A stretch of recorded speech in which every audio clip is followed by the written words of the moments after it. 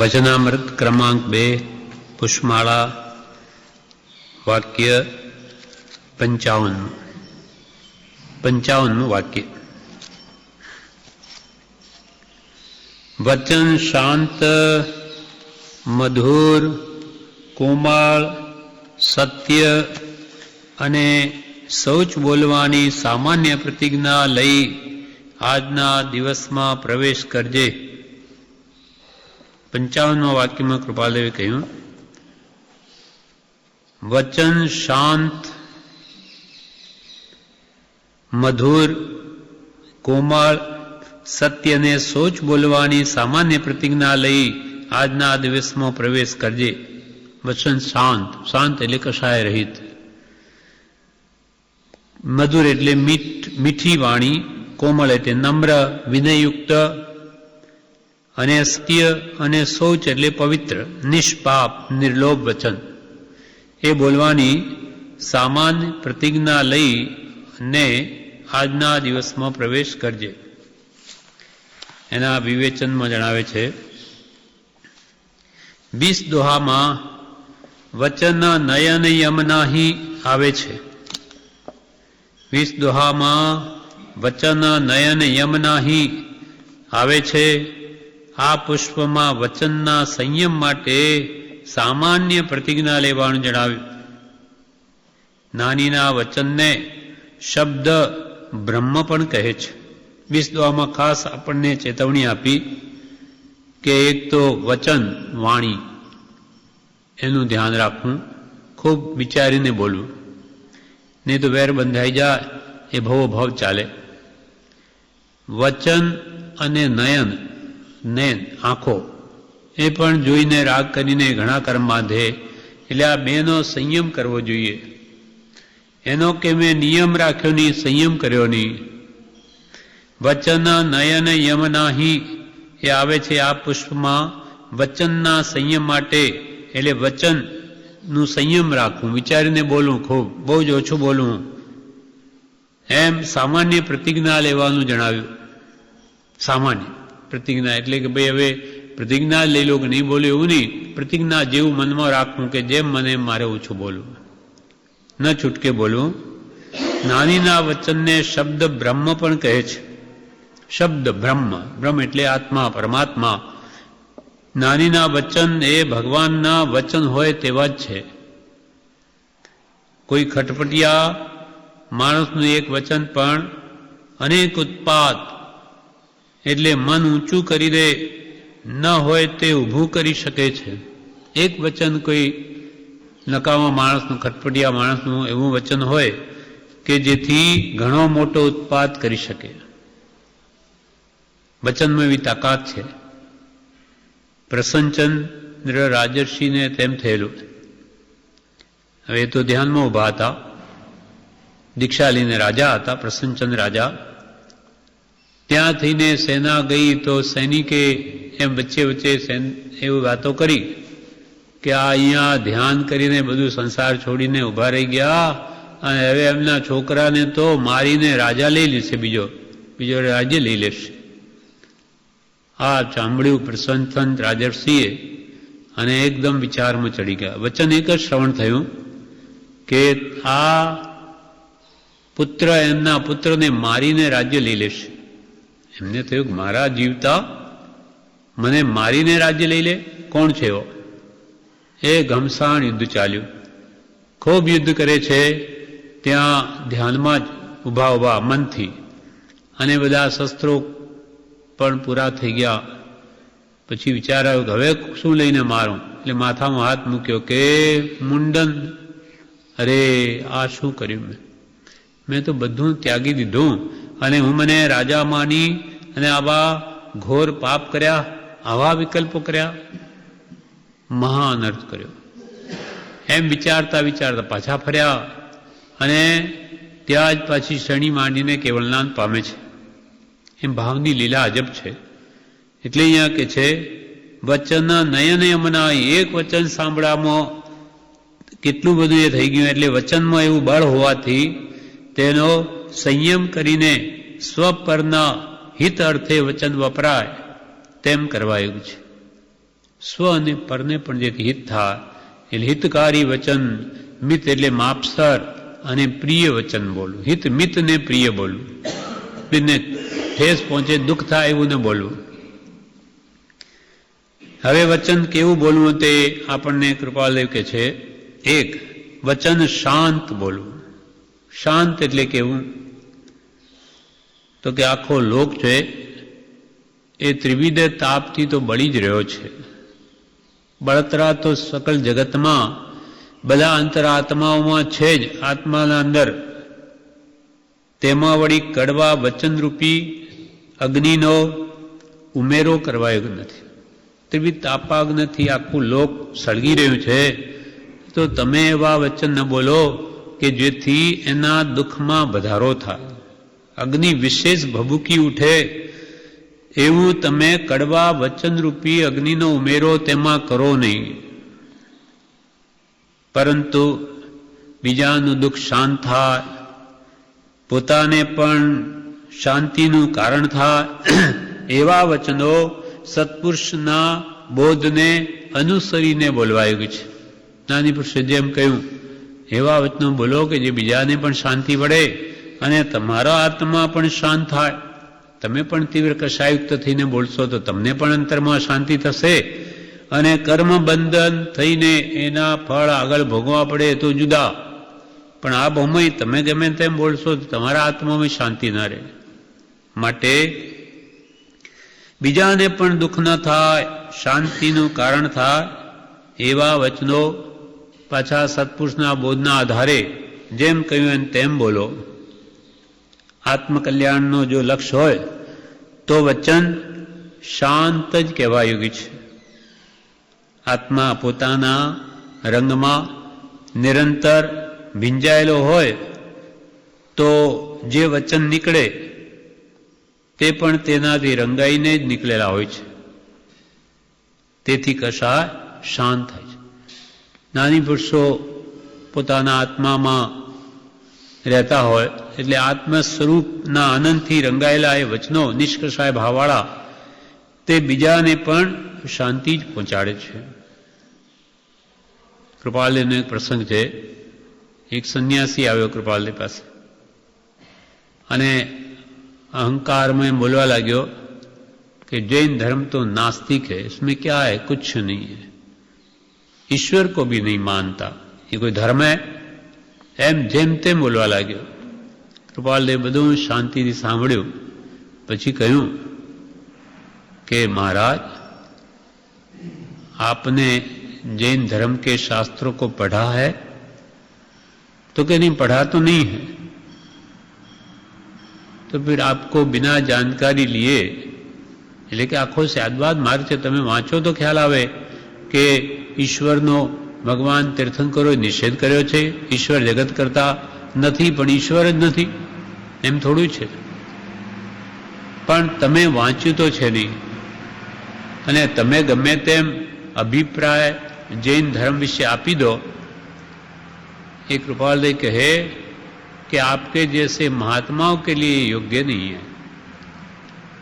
आप सन्यासी साधु होते हुए भी इस प्रकार से बिना पढ़े, बिना पूरी जानकारी लिए अपना अभिप्राय जैन धर्म के बारे में दे देना वो बिल्कुल योग्य नहीं है, उचित नहीं है.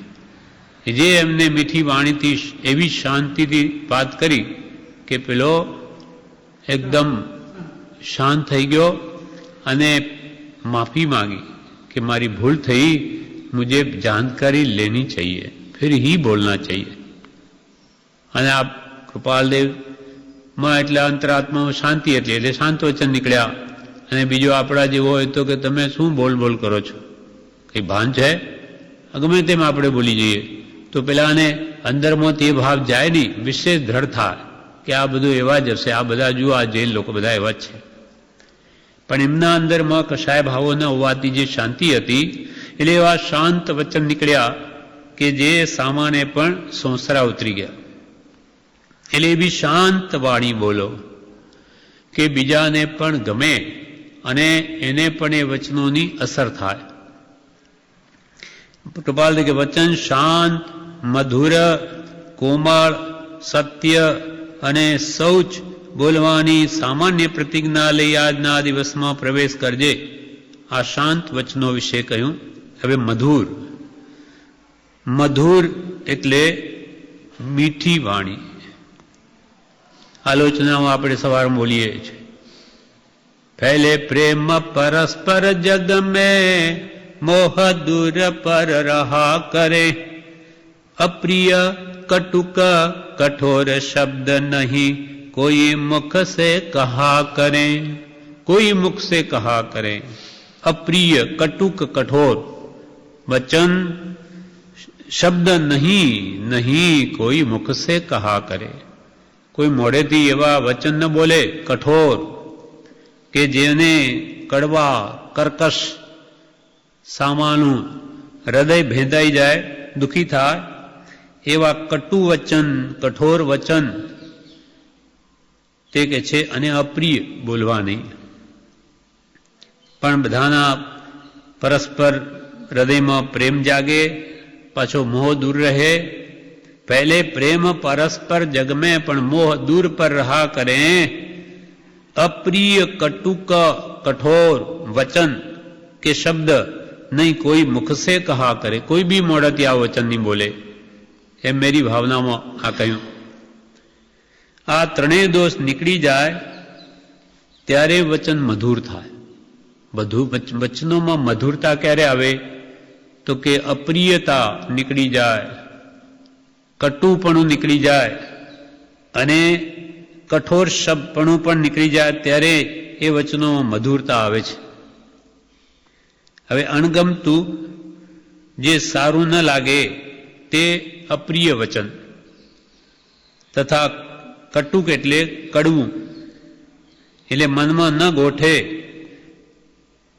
એવો શબ્દ સાચો હોય કે ખોટો હોય પણ કટુક એટલે કડવો લાગે, જીવની લાગણી દુભાય એવો અપ્રિય શબ્દ કરતા પણ આ કટુક શબ્દ વિશેષ ભારે અર્થવાળો છે. અપ્રિય તો ન ગમે પણ કટુક એ તો વધારે કડવો, એકદમ ઝેર જેવો લાગે. એના કરતો તો આ નહીં બોલ્યો જ સારું, આ હું કેમ બોલી ગયો. અને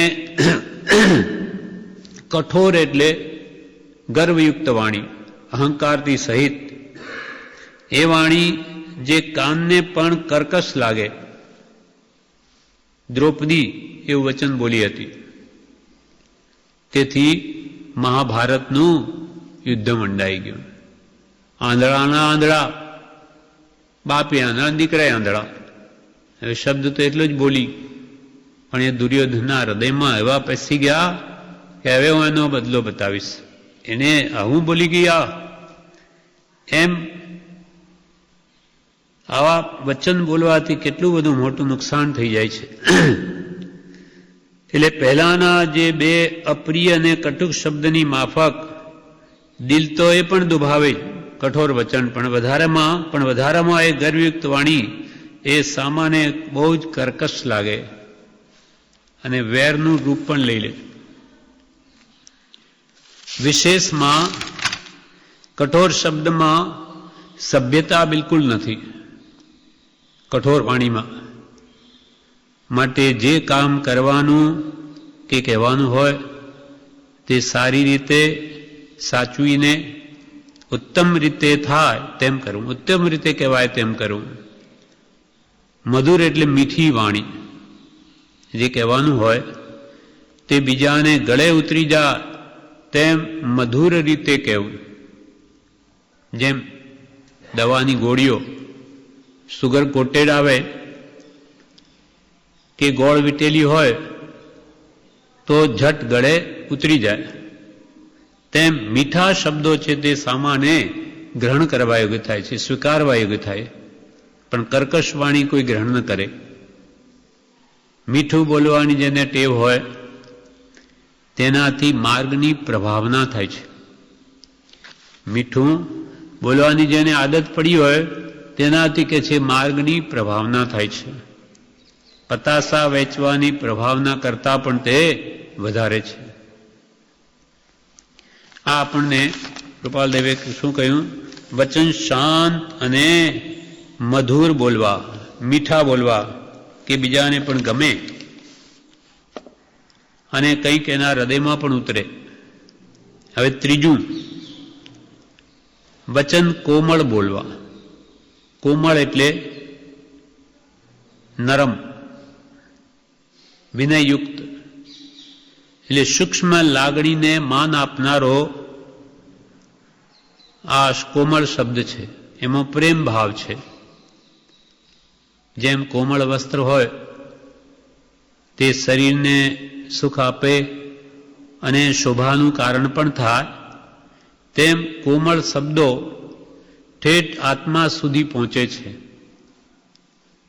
કવિઓ પાસે એવી કળા હોય છે કે જે અવ્યક્ત ભાવો હૃદયમાં રહેલા હોય તે સુંદર લલિત પદોથી તે જાગૃત કરે છે. પોતાના અંદરમાં જે ભાવો રહ્યા હોય તે કવિઓ તે સુંદર રીતે એને કવિતામાં પ્રગટ કરે છે. જેમ સંગીત, ચિત્ર વગેરે કળાઓ તે હૃદયના કોમળ ભાવોને પ્રગટ કરે, તેમ શબ્દમાં પણ એવી શક્તિ છે. સંગીત હોય, એવા ચિત્ર હોય, તે આપણા હૃદયમાં એ કળાઓ કોમળ ભાવોને ઉત્પન્ન કરે છે. તેમ શબ્દમાં પણ એવી શક્તિ છે. એવી શક્તિવાળા શબ્દોને કોમળ કહેવાય છે. કોમળ વચન એ તો પહેલી ભૂમિકામાં હોવું જોઈએ. મોક્ષ માર્ગનો આરાધક જીવ હોય એની પહેલી ભૂમિકામાં જ એના વચન તો કોમળ હોવા જોઈએ. એટલે અહીંયા કૃપાલદેવે પણ કહ્યું, મંદ વિષયને સરળતા, સહયાજ્ઞા સુવિચાર, કરુણા કોમળતા દિગુણ, પ્રથમ ભૂમિકા ધાર. મંદ વિષય, 5 દિનના વિષયોની મંદતા હોવી જોઈએ, સરળતા હોવી જોઈએ, માયા કપટનો અભાવ, સહ આજ્ઞા, જ્ઞાની પુરુષોની આજ્ઞા અનુસાર સુવિચાર હોવા જોઈએ, કરુણા ભાવ હોવો જોઈએ, સર્વજીવો પ્રત્યે દયાભાવ હોવો જોઈએ, અને કોમળતા આદિ ગુણ, કોમળતા આદિ ગુણ એ પ્રથમ ભૂમિકાના ધારકને હોય. પહેલી ભૂમિકામાં જે આવે તેને પણ આટલા ગુણો તો હોય. કરુણા કોમળતા આદિ ગુણ પ્રથમ ભૂમિકા ધાર.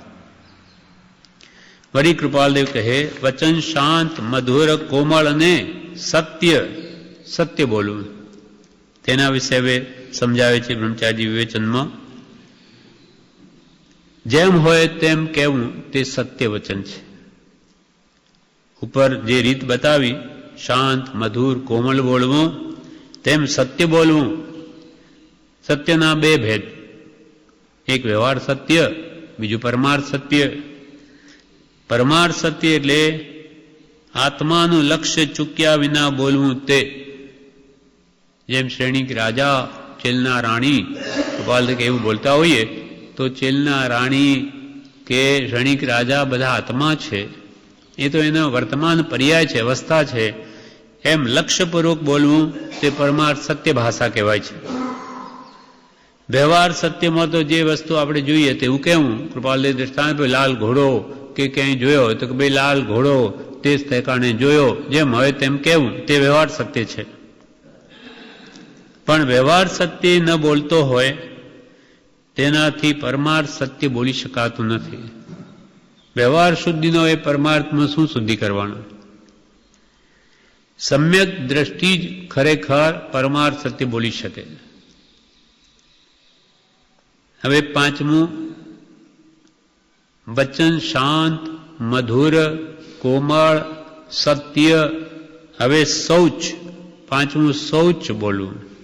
શૌચ એટલે શું? શૌચ એટલે પવિત્ર, નિર્લોભી વચન, નિસ્વાર્થી વચન. કોઈ પણ વચન બોલીને એના અંદર કોઈ મેળવવાની કાંક્ષા નહીં, ઈચ્છા નહીં.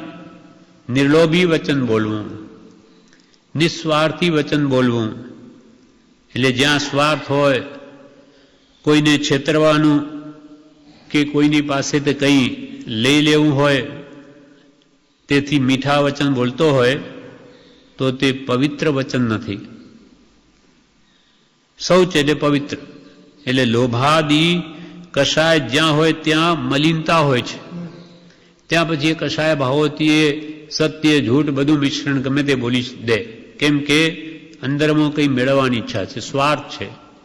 પણ નિસ્વાર્થી વચન બોલવું, કંઈ મેળવવું નથી એવી ભાવના એ શૌચ એટલે પવિત્ર વચન જેમ છે તેમ કહેવું.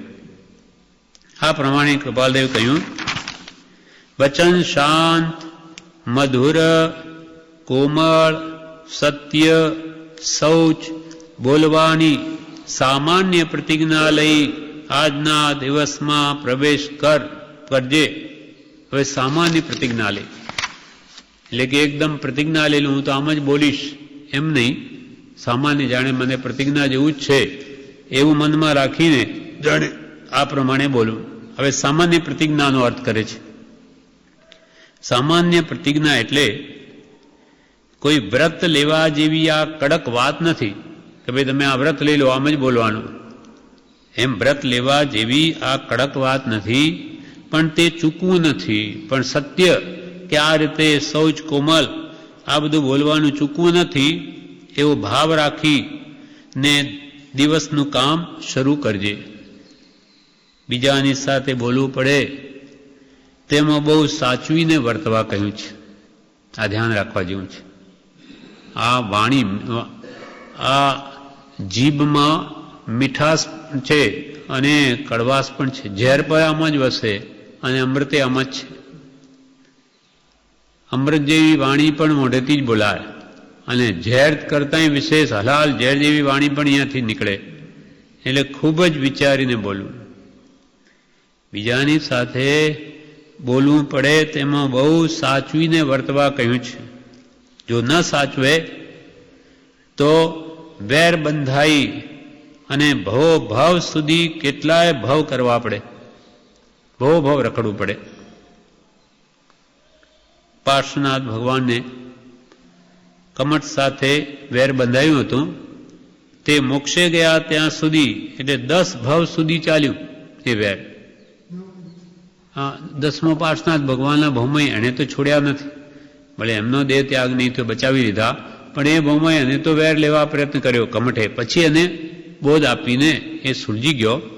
એના ભાવ તો એવા રહ્યા એમ. એટલે સમ્રાદિત્ય કેવલીની વાત આવે એમાં 9 ભાવ સુધી વેર લીધું છે. માતા બનીને, સ્ત્રી બનીને, પુત્રી બનીને, ભાઈ વગેરે બનીને પણ એનું વેર લીધું. એમ કોઈની સાથે વેર ન બંધાઈ જાય માટે એવી કે સામાન્ય પ્રતિજ્ઞા લઈ કે આવી રીતે બોલીશ, કોમળ બોલીશ, સત્ય બોલીશ, શૌચ બોલીશ અને શાંત અને મધુર ભાષા બોલીશ. એટલે જો ન સાચવે બોલવામાં તો વેર બંધાઈને ભવો ભાવ સુધી કેટલાય ભાવ કરવા પડે. વાણી કેવી ભયંકર છે. એકવાર એક શેઠને ત્યાં એક ભિખારી માંગવા આવ્યો. દ્રષ્ટાંત છે. તે શેઠ જે આપે તે ભિખારી કે બસ મારે નહીં જોઈએ, બસ આ નહીં જોઈએ, આ નહીં જોઈએ. તો શેઠ એવું બોલી ગયા, તો શું માણસ જોઈએ છે તારે માણસ લઈ જવો છે? આ નહીં જોઈએ, આ નહીં જો બોલે છે કે પેલો ભિખારી એવું લઈ પડ્યો, હા માણસ જ જોઈએ, હવે હું માણસ લઈને જ જઈશ, નહીં તો જવાનો જ નથી. એમ કરીને બારણે બેસી ગયો, ઉઠે જ નહીં. ગમે તેમ કરે તો હું તો અહીંયા જ મરી જઈશ, પણ માણસને લઈને જ જઈશ, નહીં તો નહીં જઈશ. તમે કેમ એવું બોલ્યા? એટલે શેઠીજીને ફરિયાદ કરી, સૈનિકોને કહ્યું ત્યાં જઈને કે આ રીતે આ માણસ ઉઠતો નથી. તો કે મરવા દો, જે હોય તે, આપણે શું, એને જે કરો ન જ ઉઠે તો આપણે શું કરીએ? શેઠ ઘરે આવ્યો, એને જવાબ કર્યો તો એ જાય જ નહીં આતો. પછી શેઠને એવો વિચાર આવ્યો કે માનો કે આ માણસ આવી રીતે આ ભૂખોનો ભૂખો બેઠો નહીં, આ મરી જાય તો આ સૈનિકો પછી કંઈ લાંબુ પોળું પછી કાગળિયું કરશે. આને કંઈ કર્યો છે એટલે આ મારી નાખ્યો છે. એવો વિચાર આવ્યો એટલે પાછો જઈને એક અખતરો કરવા માટે ત્યાં જઈને કહ્યું, ફરિયાદ કરી સરકારમાં કે પેલો ભિખારી તો મરી ગયો. જાણવા માટે શું કરે, મર્યો નથી કંઈ. એટલે તરત જ કહેવા માંડ્યા બધા અફસરો, ભાઈ મરી ગયો તો હવે અમે આ તો બહુ મોટું ખોટું થઈ ગયું. હવે તમારે પેલો કેસ નામુને બધું થશે, એમાં શું થશે તમારું એ કહેવાય નહીં કંઈ. અરે એ જ કહેતા હતા કાલે કે બધું એને મરવું હોય તો મરે, જે થવું હોય આપણે શું, આપણે એને શું કરીએ, અને આજે એવું કે છે. એટલે એને વિચાર આવ્યો કોઈનું નથી, આ બધા કંઈ હોય તો હશે, મરવા દો ને, આપણે કંઈ મરવા દો, આપણે શું. પણ જ્યારે આપણા બારણે જેવું થઈ જાય ત્યારે કોઈ હાથ રાખે નહીં. એટલે પછી એને શું કર્યું કે હવે આ સરકાર બરા નામની છે, એને હવે કોઈ રીતે અહીંયાથી મોકલો. એટલે એને એક ઉપાય શોધ્યો. ઘરમાં એક માણસ લીધા વગર હું નહીં જાઉં, તો એ ઘરનું એક માણસ જ આપ્યું, જો શું કરે છે. એને કહ્યું, વાતમાં તો એમ આવે છે કે પોતાની સ્ત્રી જ આપી, જાઓ આ આગળ ચાલે છે, જા લઈ જાય એને. હવે આટલો જ્યારે છેવટે આ વાણી બોલ્યો, નમવું પડ્યું. હવે પેલો ભિખારી કહે છે કે જાણે શેઠે પોતાની વાત પાછી લઈ લીધી, અને મેં કીધું માણસ લઈને જાઉં તો માણસ આગળને આ ઊભો થયો. એટલે પછી કહેવા લાગ્યો કે આ મારે તમારી સ્ત્રી નથી જોઈતી, આ લઈ લો તમારા ઘરે. તમે એમ બોલ્યા જ કેમ કે શું માણસ લઈ જવો છે તારે? એટલા માટે હું આમ અડી રહ્યો કે હવે તમે કહ્યું તો માણસ લઈને જ જઈશ. એમ કોઈ પણ વચન ગમે તે રીતે બોલવું નહીં, એના ઘણા ખોટા ફળ આવે છે, પરિણામ આવે છે.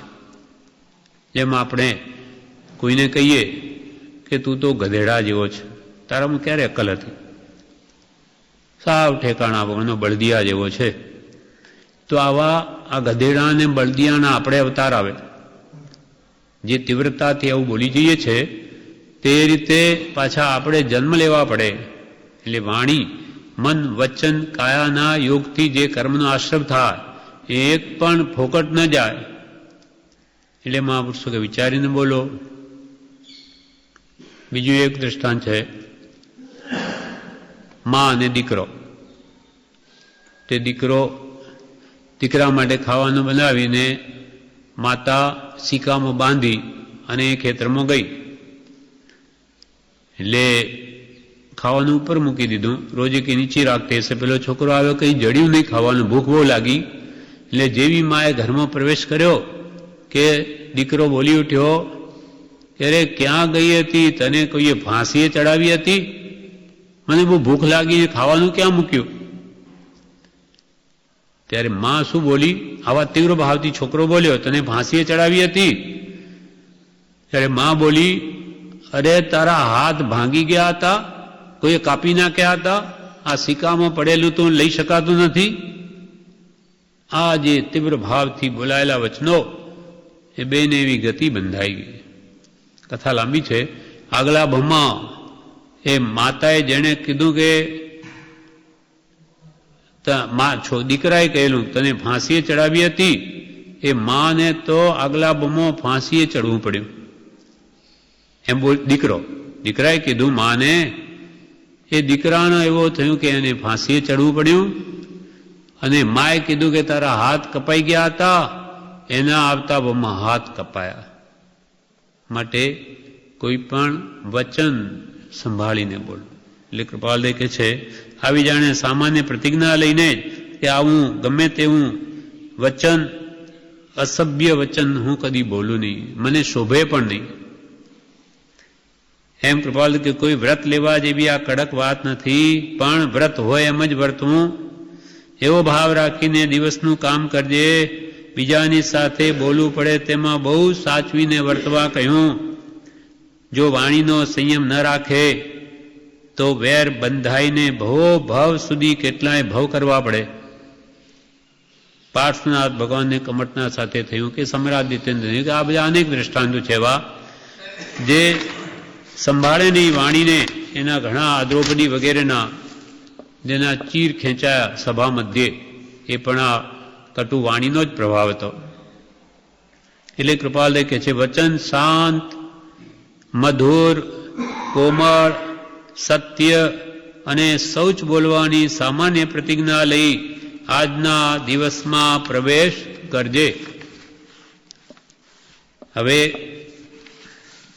56મું વાક્ય.